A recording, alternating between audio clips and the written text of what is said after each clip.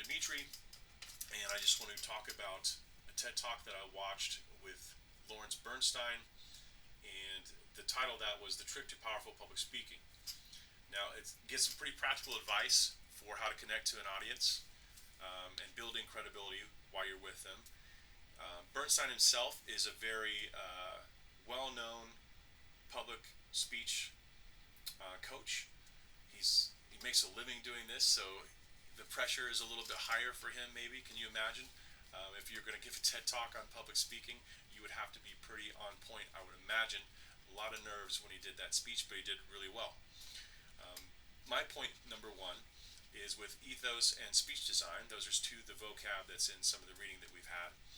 And Bernstein establishes ethos, which is credibility, for his audience right away.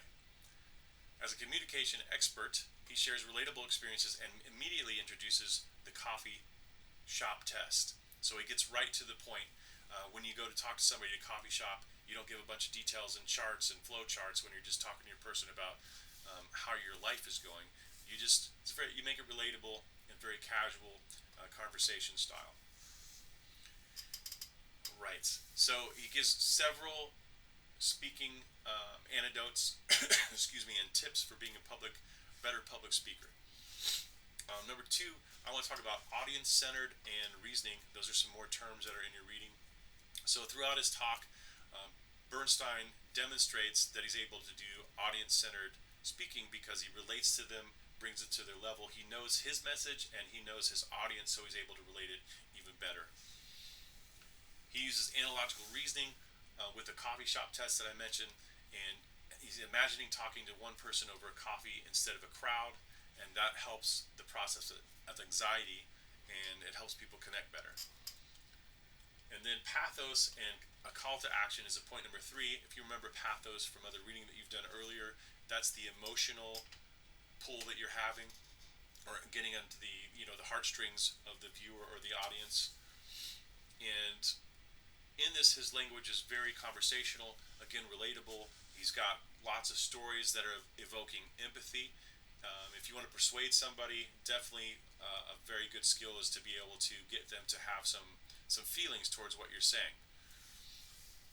And so he encourages us to bring that coffee shop ease to every presentation, which is a practical call to action. Call to action, you want them to not just hear the message or you don't want to be just seen like, oh, I'm a smart guy, I got all my information out.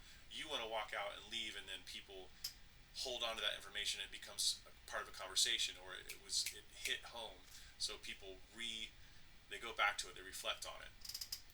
And then in conclusion, I just want to say that we went through ethos, audience-centric design, strong reasoning, emotional appeal, and the methods that he used demystify public speaking, making it both accessible and impactful to anyone that wants to do it. And that includes us and experts alike. Thank you.